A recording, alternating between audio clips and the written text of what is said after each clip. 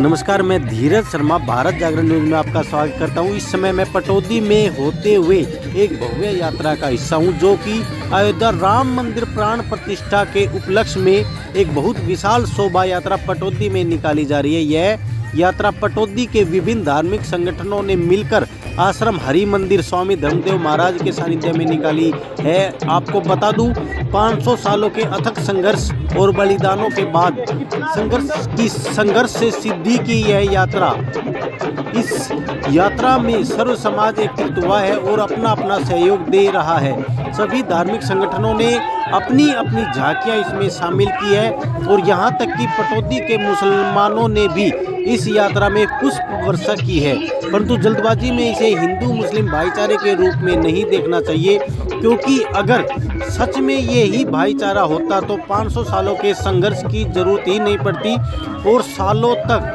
रामलला को तंबू में नहीं रहना पड़ता। ये भारतीय संस्कृति की आज़ादी है और हमें किसी भी मिली हुई आज़ादी को भिक्षा न मानकर उसके पीछे के संघर्ष को नहीं भुलाना चाहिए, ताकि जो कुर्बानियाँ और उनकी जो कुर्बानियाँ हुई हैं उनकी आत्मा को शांति मिल सके। इसी विषय को लेकर स्वामी धर्मदेव महाराज से भी हम कुछ बातें करेंगे और आपको ये पूरी शोभा यात्रा दिखाएंगे। यह शोभा यात्रा इतनी विशाल है कि हम पटौदी के किसी भी एंगल से, कोने से एक फोटो में इसको कैद नहीं कर सकते और पटौदी का हर व्यक्ति इस यात्रा को कहीं ना कहीं से किसी न किसी हिस्से को देख रहा है और जहां से भी ये यात्रा निकली है उसके पूरे मार्ग में सिर्फ और सिर्फ फूल बिछे हुए दिखाई दे रहे हैं।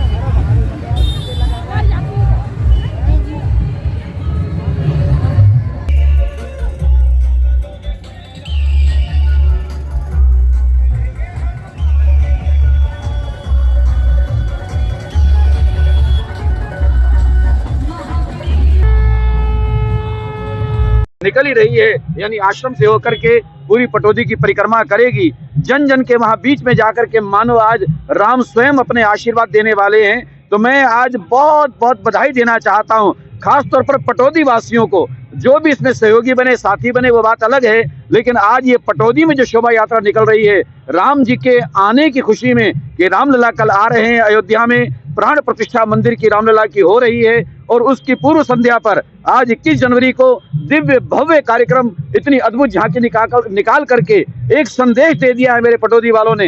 हालांकि मैं पहले बहुत बार कहा करता था, और खास तौर पर जब रामलीलाओं में जाता था तो वहां पर दिन की रामलीला में भी राजतिलक के अवसर पर भी मैंने कई बार कहा कि भाई अपनी तो पटौदी अयोध्या है, लेकिन आज वास्तव में पटौदी अयोध्या बन गई है। पहले शायद हो सकता था मैं वैसे कहता था कि हमारी पटौदी अयोध्या है, मेरी पटौदी अयोध्या है, लेकिन आज वास्तव में पूरी पटौदी अयोध्या, और यहाँ का हर नागरिक जैसे राम का दूत हो ऐसे नजर आ रहे हैं। राम के सेवक, राम के भक्त, राम के दीवाने, राम के परवाने, राम के चाहने वाले वो तो है ही हैं, लेकिन राम के दूत बनकर के आज उन्होंने अपना परिचय दिया। इस झांकी के साथ साथ आज मैं ये भी देख रहा हूँ, जैसे लगता है कि कोई कल का सुनहरा अवसर या कल सुनहरा कल हमें दिखाई दे रहा है। लगता है कि राम राज की शुरुआत हो रही है।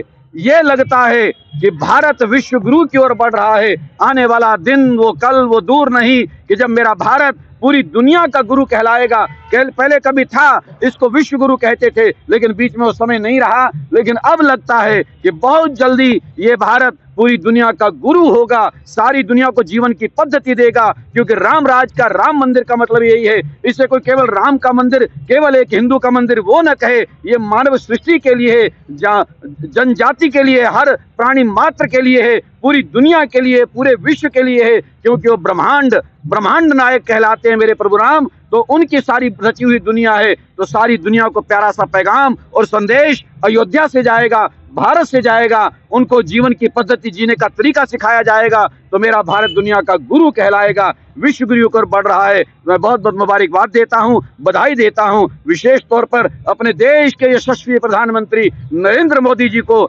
उत्तर प्रदेश के मुख्यमंत्री अपने आदित्यनाथ योगी जी को, वो दोनों मिलकर के, क्योंकि अयोध्या उत्तर प्रदेश में है, वहां राम मंदिर बनने वाला है, और केंद्र में सरकार हमारे आदरणीय नरेंद्र मोदी जी की है, तो उनके साहसिक और अथक प्रयासों से आज ये दिन मेरे राम भक्तों को देखने को मिला है। वो मुबारकबाद के पात्र हैं, बधाई के पात्र हैं, और पूरी साधना कर रहे हैं। 11 दिन का अनुष्ठान मेरे आदरणीय यशस्वी प्रधानमंत्री ने दिया है। कल वो यजमान बन के वहां प्राणों की प्रतिष्ठा करेंगे। एक सुंदर सुनहरा अवसर वो कल का होगा। पूरे देश और दुनिया में रहने वाले जो भगवान के भक्त हैं उनके लिए वो हम सबको देखने को मिलेगा। तो मैं बारंबार, अनेक बार, हर बार ये मुबारकबाद देना चाहता हूँ, साधुवाद देना चाहता हूँ। परमात्मा कृपा करें, सबका जीवन सदा मंगल में बना रहे, सुख में बना रहे। और सभी जितने लोग हैं, मैं सारी मानव सृष्टि से कहना चाहता हूँ कि जितने मानव हैं, जितने मनुष्य 800 करोड़ अगर लोग दुनिया में हैं, उन सब से कहना चाहता हूँ कि सभी इस बात के लिए जरूर चिंतन करें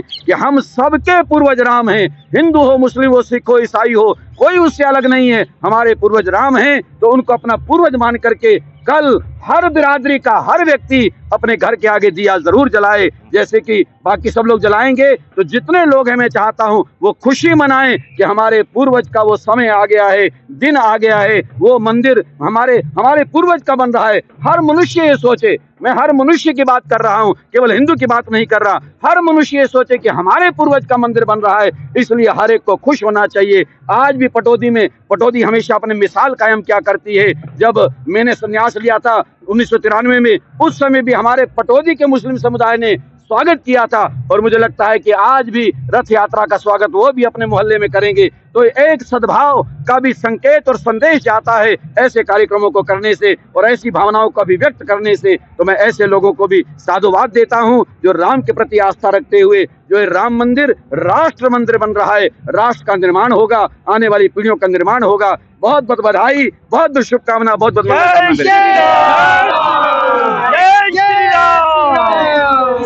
इस सारे कार्यक्रम में विपक्ष के रवैये और बयानबाजी को किस रूप में देखते हैं? ऐसे मेरे प्यारे उस पर ज्यादा चर्चा करने की मुझे लगता है आवश्यकता नहीं है। कि मतलब ये है कि वो हो सकता है भटके हुए कोई लोग हो सकते हैं, जिनकी मति खराब हो सकती है, जो इस राम मंदिर का या इस अनुष्ठान का, प्राण प्रतिष्ठा का, उसका कहीं विरोध करते हैं। मैं समझता हूं कि उनके अंदर भारतीयता नहीं है, अध्यात्म नहीं है, धर्म कर्म नहीं है। क्योंकि जैसे मैंने पहले बताया कि राम जब सबके पूर्वज हैं तो फिर कहां कोई पार्टीबाजी बाकी रह जाती है। यहाँ सबको एक होकर के राम के चरणों में आकर के अपना नतमस्तक को प्रणाम करते हुए आशीर्वाद लेना चाहिए। उनका भी भविष्य सुधरेगा। अगर वो राम के चरणारविंद में आएंगे तो उनको भी कल सुनहरा दिन देखने को मिल सकता है। मैं कहता हूं कि अगर कोई ऐसे हैं तो भगवान उनको सद्बुद्धि दे।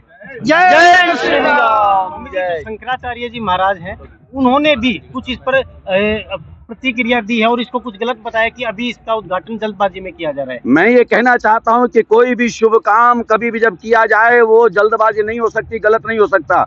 अब जब राम जी वनवास काल से वापस आए थे उस समय वशिष्ठ ने कहा था कि पहले हमने उसमें थोड़ा सा गैप समय डाल दिया था बीच में कि इसका मुहूर्त निकलेगा तब राम जी को गद्दी पर बिठाएंगे। विलंब हुआ और उसका परिणाम भुगतना पड़ा कि वो राजगद्दी से रहित होकर के वनवास उनको जाना पड़ा। जब वापस लौट के आए तो वशिष्ठ ने कहा जब राम गद्दी पर बैठेंगे वही मुहूर्त होगा, तो इसलिए देर न करो। इस समय भरत जी आज ही इनको बिठाओ गद्दी पर। आते ही उनको गद्दी पर बिठा दिया गया था। तो मैं कहना चाहता हूं अपने आदरणीय उन महानुभावों से, महापुरुषों से भी कि कोई ऐसी बात न कहें न सोचें, क्योंकि जितने भी मुहूर्त हैं, आज मैं ये भी स्पष्ट कर दूं, जितने भी भारतवर्ष में या दुनिया में मुहूर्त हैं वो किसी न किसी ऐसे शुभ कार्य के माध्यम से बने हैं। या राम का जन्म हुआ, रामनवमी है, वो अपने आप में मुहूर्त बन गई। भगवान कृष्ण का जन्म हुआ, जन्माष्टमी है, वो मुहूर्त बन गई है। यानी जब उनका जन्म होता है या फिर कोई भी ऐसा प्यारा सा कार्य होता है, मान लिया उन्होंने रावण को जीता, विजय प्राप्त की, विजयदशमी, वो अपने आप में मुहूर्त बन गया। कोई भी अच्छा काम जब उन्होंने किया तो वो मुहूर्त बन गया।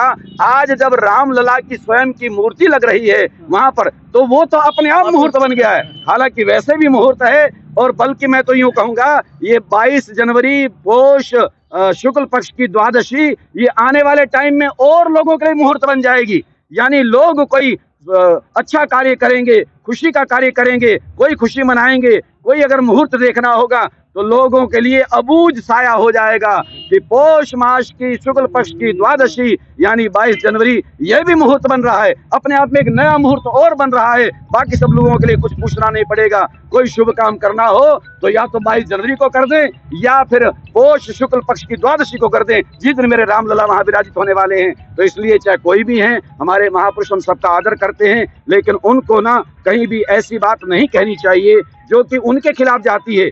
यानी ये राम को मानते हो, भगवान के प्रति श्रद्धा रखते हो, तो कोई भी बात अंदर से ऐसी न निकालें कि जिससे कि हमारे इस आध्यात्मिक और धार्मिक समाज को कहीं ठेस पहुंचे। क्योंकि आज बच्चा बच्चा राममय, राम का भक्त बन चुका है। भारत की गली मोहल्ला हर राममय बन चुका है। आज कोई अगर ऐसी बात करेगा तो सीधा सीधा होगा वो अपना ही विरोध प्रस्तुत कर रहे हैं, उनके प्रति समाज का विरोध हो जाएगा। चाहे वो कोई पार्टी छोड़ो, मैं तो कहता हूँ चाहे वो संत हो, महात्मा हो, शंकराचार्य हो, कोई भी हो, लोग उनके खिलाफ हो जाएंगे अगर वो इसका कहीं इस तरह की बातें करते हैं जो कि नहीं करनी चाहिए। मैं तो कहूंगा सारे मिलकर के आएं और आशीर्वाद दें, ना भी आए जहां बैठे हैं वहीं से अपना आशीर्वाद दें कि बहुत सुंदर है, बहुत बढ़िया है, बहुत सुखद है, बहुत अच्छा है, और प्रसन्नता व्यक्त करते हुए सारे अपने समाज को आशीर्वाद दें और अपने राम को मनाते रहो, भगवान की पूजा करते रहो। आज उनका ये दिन देख करके आप भी खुशी मनाएं, परमात्मा कृपा करें। जय श्री राम। इस कार्यक्रम के बाद भारत की और भारतीय राजनीति की दशा और दिशा क्या होगी? ऐसे मेरे प्यारे, मैं भारतीय राजनीति क्या को मैंने कहा ना, अब तो राम राज शुरू होने वाला है मेरे प्यारे। राजनीति नाम की कोई ऐसी वैसी चीज, क्योंकि राजनीति बदनाम हो चुकी थी भारत की, क्योंकि उनके कार्य ऐसे होते थे, गलत कार्य जहां पर हो रहे हैं लोग उसको राजनीति कहने लग गए थे। लेकिन अब राजनीति खत्म हो जाएगी, राष्ट्रनीति होगी, रामनीति होगी। जय श्री राम।